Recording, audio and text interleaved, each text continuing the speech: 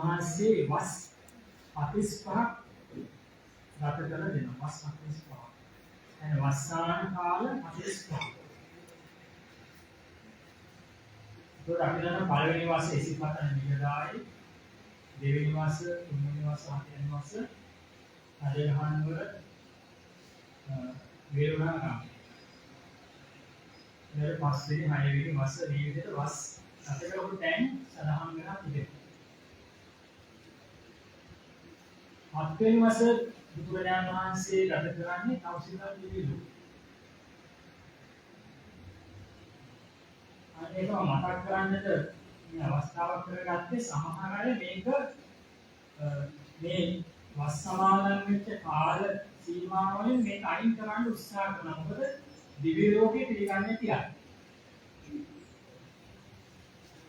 දැන් බුදුරජාණන් වහන්සේ පළවෙනි වස් සමාදන් වුණේ නැත්නම් ගත කරේ කොහෙද කිව්වොත් කියන්න පුළුවන් විශ්වතනේ විගවන්නේ නැත්නම් වන්න අවේදාන දුන්න ස්ථානයේ කියලා. හැබැයි හත්වෙනි වස්සේ කොහෙද ගත කරේ? ඒකට උත්තරයක් දෙන්න සමහර අය කැමති නෑ. මොකද බුදුරජාණන් හත්වෙනි වස්සේ ගත කරලා තියෙන්නේ තවසිතා දිවියේ. ඒකයි වස් සමාදන් වෙච්ච මේ හැම වස් සමාදන් ස්ථානයම සඳහන් වෙනකොට කාටවත් පුළුවන් කමක් නෑ හත්වෙනි වස්සේ ගත කරපු තැන අයින් කරන්න. තේරෙනවද? ඒක හත්වෙනි වස්සේ බුදුරජාණන් වහන්සේ ගත කරේ තවසිතා දිව්‍ය ලෝකේ දින 90ක්. දින 90ක් අභිධර්මයේ දේශනා කළා. ඒක අභිධර්මයේ දේශනා කළා නැවත මනුෂ්‍ය ලෝකයට වැඩම කරනවා. ඒ වැඩම කරන්නේ සංකප්ප පුරේ. අදත් ඉන්දියාවේ මේ සංකප්ප පුරේ තිබෙනවා. ඒතරේ පරණ ස්තූපේ ගොඩනැගි නැත්නම් අතගු දැන ගන්න පුළුවන්. ඒ සම්බන්ධව මම කියනවා කතා කරන්න කියන්නේ අද මම මේ කතා කරන්නේ ගිය පොයේ දවසේ කතා කරපු මහා මංගල සූත්‍රයේ සඳහන් වෙන තවත් ඉතාමත්ම වැදගත් ගාථාවක්. මේ මහා මංගල සූත්‍රයේ පදනම් කරගෙන ඉස්සරහ කළා මේ කරුණු 34 මහා මංගල සූත්‍රයෙන් ඉදිරිපත් වෙනවා කරුණු 38ක්. 38ක් නෙවෙයි 38ක්. මංගල කරුණු 38ක්.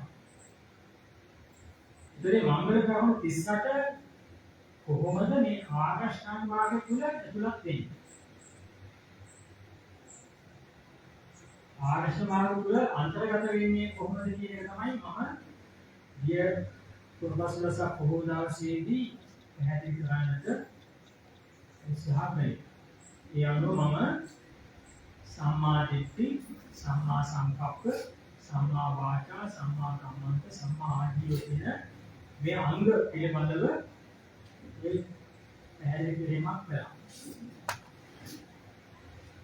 ඒතකොට එදා මේ දහම් කතාවල සමයම් කරපු අය මතක් වෙන්න ඕන සම්මා දිට්ඨිය කියන කාරණය පළවෙනි ගාථාවෙන් ඉස්මතු වෙන ආකාරය.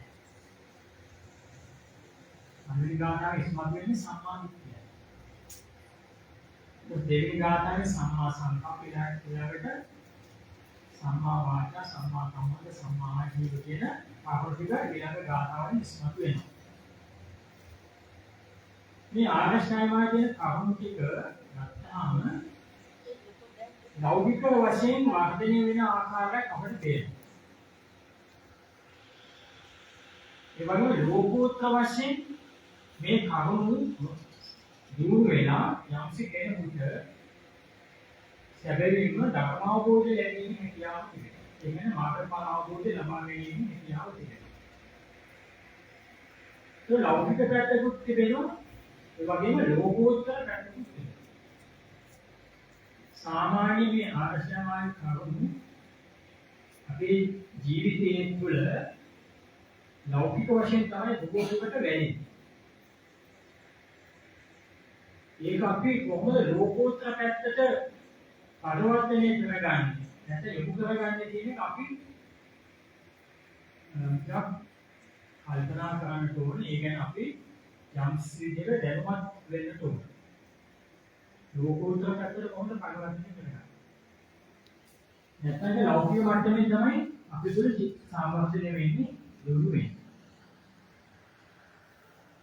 ඒතර පළවෙනි කාරණේ පළවෙනි ගාථාවෙන් පෙන්නලා දුන්නේ මේ ලෞකික වශයෙන් සම්මාදිට්ඨිය ඇති වෙන ආකාරය. ඒ තමයි දසවත්තුක සම්මාදිට්ඨිය. අසේවනාච බාලාන පණ්ඩිතානච සේවන පූජාට පූජනීයම කියන කරුණුනේ පැහැදිලි වෙන්නේ මේ ලෞකික වශයෙන් ඇති වෙන සම්මාදිට්ඨිය. ඒ සම්මාදිට්ඨිය